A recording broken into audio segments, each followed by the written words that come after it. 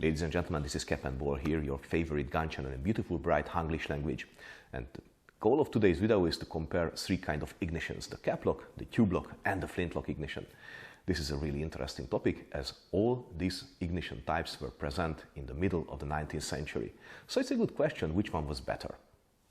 The subjects of comparison are three smoothbore military muskets used parallel to each other during the freedom fights of Hungary against the Habsburgs in 1848-49. A model 1798 Flintlock musket, a repro, a Belgian copy Caplock musket, an original, and a model 1844 Augustine Tube-lock musket, original also. But before we continue, let me thank you for your support, your donation through Patreon, or buying our authentic American Civil War time percussion revolver cartridge boxes, or percussion revolver cartridge formers, or US Arsenal Stadias, or our powder measure sets, or our Flintlock tools, or our rubber printing plates for Arsenal cartridge bundles. They all help to keep the quality of our channel high. Without you, this would be much more difficult, so thank you very much again. The uniform I'm wearing during these shoots is a close reproduction of the Hungarian Jaeger uniform of the 1848-49 revolution. These soldiers were supposed to shoot accurately, but actually very few of them had rifles. Most of them were still armed with smoothbore muskets, with Caplock, Flintlock and Tube-lock ignition. As I have all the three types of muskets on hand, I'm going to be able to compare their rate of fire and their accuracy with their original cartridges. So I reproduce the original military-style cartridges as well for these guns.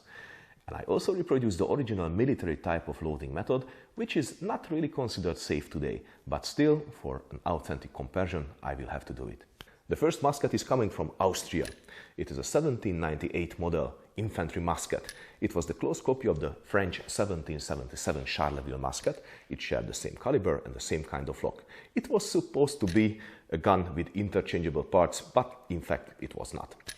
It's a Flintlock ignition gun, meaning we have a pen here with priming powder, we have the steel here, the frizzen. We have a flint here that is attached between the jaws of the hammer, and when I pull the trigger, the hammer falls, it makes sparks on the steel. The sparks fall into the priming pan, ignites the priming powder, and through the touch hole it will ignite the main charge. The main charge of the cartridge was 11 grams or 2.5 quintal of musket powder and a 15.9mm lead round ball with a weight of 24 grams. The procedure of loading starts with biting the end of the paper cartridge and priming the pen. Then the soldier poured the remaining powder in the bore and inserted the bullet with the paper wedding. The original musket had a conical ramrod, so turning it was not necessary. Unfortunately, the repro does not have the feature, so it must be turned to ram the cartridge home firmly. The Flintlock ignition was around since the beginning of the 16th century. Its first version, the snap handlock, was spreading from the north to the south. Its most advanced type, the French Flintlock, was developed in the beginning of the 17th century by Marin Le Bourgeois. His lock had a half-cock. The hammer could be put in a half-cock for loading, for safe loading. And also, the pen cover and the frizzen was united, meaning that when we put the hammer in full cock, pull the trigger, the hammer falls, makes sparks on the frizzen, while it automatically opens the pen. During its long military service, the Flintlock had very little developments. But in 1777, Jacques-Antoine Hippolyte de Guibert and Honoré Blanc, they redesigned the system and made a gun with interchangeable lock parts, and that was a very important development in firearms history.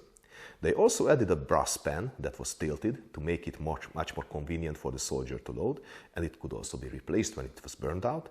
And they also reinforced the neck of the hammer with this heart-shaped opening here. According to the contemporary military thinking, out of 10 shots fired or 10 attempts fired with a Flintlock gun, only 7 or 8 would go off, which means that only 75% of the guns during a volley could be counted as real live firing guns. And there were plenty of reasons why a Flintlock cannot fire. First of all, the flint can get blunt. It can get loose in the jaws. The frizzen can wear out, or it can get dirty. The touch hole can be clogged. The priming powder in the pen can get damp. Or just the wind can blow out the complete priming powder from the pen. The soldier was expected to fire 3 shots a minute with a Flintlock musket with conical touch hole. These shots were not aimed on one single enemy soldier, but to the front of an enemy close combat formation. Although in theory the outer edge of musketry was 300 paces or 225 meters, the most common shooting distances were under 100 meters. These muskets were quite inaccurate, as the ball was nearly 1.5 millimeters smaller than the bore.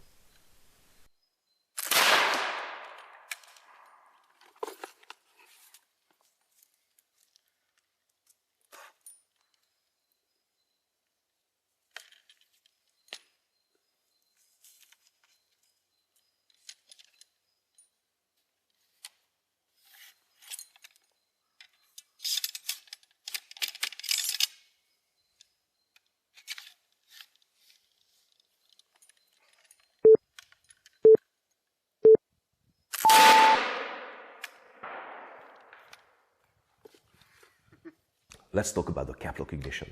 The gun you see in my hands was made sometime in the first half of the 19th century in Belgium, Liège.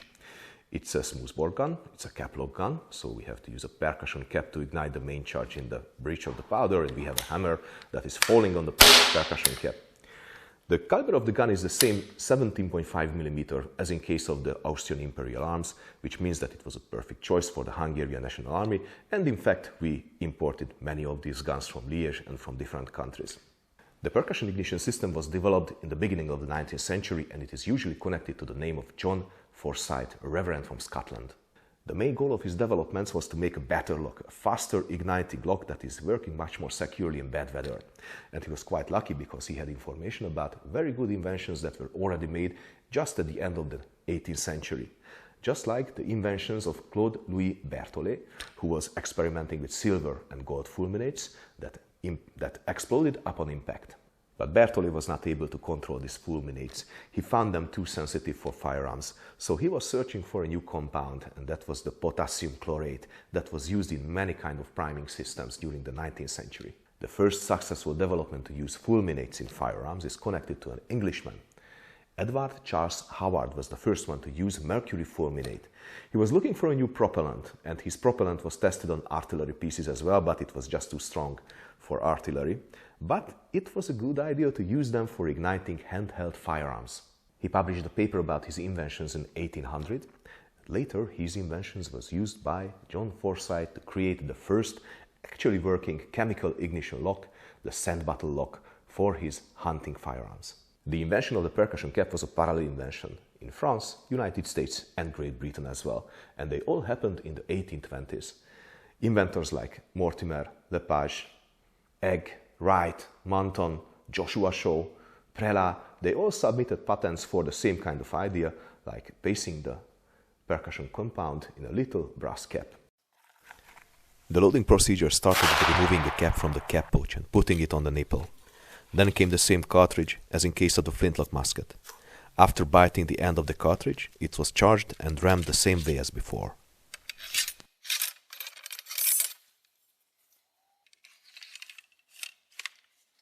The heart of the system is the percussion cup. It's a little cup that is made of brass or copper. It is holding the percussion compound, which is usually mercury fulminate, from the 1830s. It is usually protected, waterproofed with shellac. And when we place it on the nipple and the hammer falls, it will explode.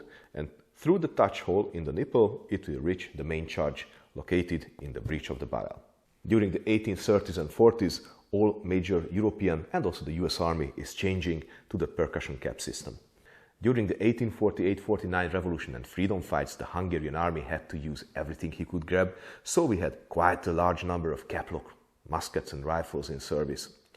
The cartridge of these muskets was the same as the Flintlock musket cartridge, but it held a little less powder. It was only 2 quintal or 8.7 grams of musket powder inside, with the same kind of lead round ball, which was a 24 gram 15.9 millimeter lead round ball.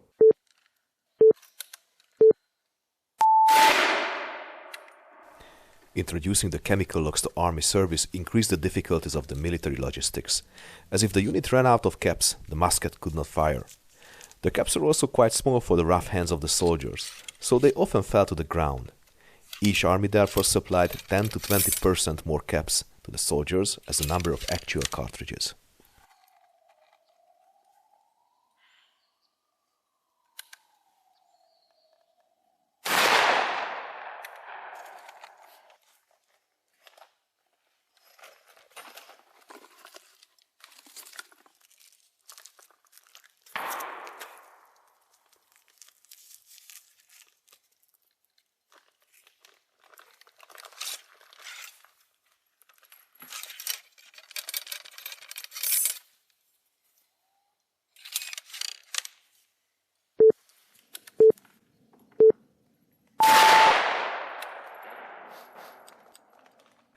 Let's talk about the Austrian tube lock system. The caplock was not the single method for igniting the black powder charge in the barrel breech with a percussion compound. In fact, there were several similar inventions during the 19th century, like Peter Hawker in England, who invented a completely different system for using a percussion primer. The Austrian tube lock system was a parallel invention as well. This system was developed by Giuseppe Conzola in Milan, and it offered a simple and cheap solution for the Austrian army to convert the old flintlocks into percussion guns. This system was adopted in 1835, but it had many flaws. The two most important issues with the Conzola system was the accidentally exploding percussion tube when the lid of the lock was closed with too much force or too much speed. Second, the small flying particles of the exploding percussion tube could get into the eyes of the soldier, which is also not good. So in the early 1840s, Vincenz Augustin, head of the arsenal in Vienna, redesigned the complete lock and made it interchangeable. Finally, this was the first really interchangeable lock type of the Austrian army. This is the model 1842 machine lock that is present on this model 1844 infantry musket, tube lock infantry musket. Augustin redesigned the lid in first case, adding a light firing pin called a tooth, so the primer cannot go off when closing the lid. Now the explosion took place in a closed space, so no splinters could hurt the eye of the soldier.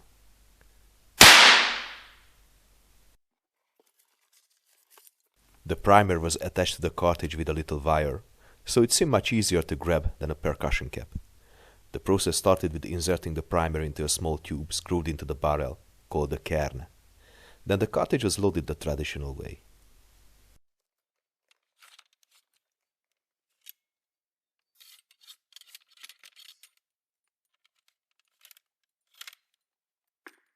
The original ignition compound of Consola was a mix of black powder and potassium chlorate, but the failure rate of these primers was around 10%, which is much worse than compared to the percussion caps.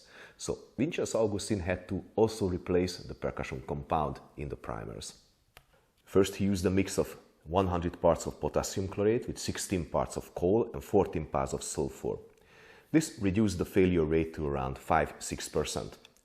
But this was still not good enough. So from 1845 they replaced it with mercury fulminate, and finally this arrived to a failure rate of under 1% that is comparable to the percussion caps. The heart of the system is the 17.5 mm long percussion tube. It's a little brass tube that is filled with mercury fulminate, and it is waterproofed with shellac. It is attached to the cartridge with a little wire. The cartridge itself is holding 8.7 grams of musket powder, so it is the 2 quintal load just in the case of the caplock guns, and it's also holding the same kind of 15.9 mm and 24 gram weighing lead round ball.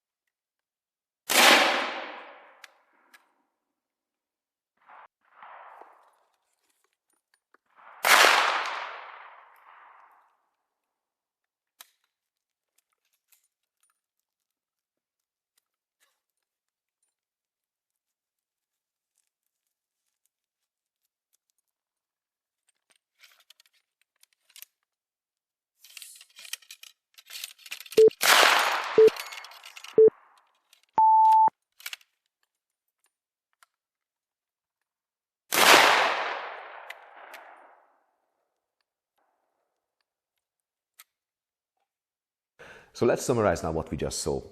First of all, the accuracy of all three muskets is nearly the same. At 50 paces or 37 meters where I was shooting at, I just don't see any difference there. From a tactical point of view, they are all the same.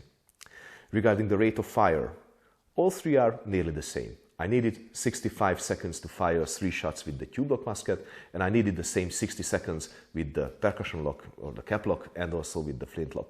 So there is just no difference. The real difference here is the security of ignition.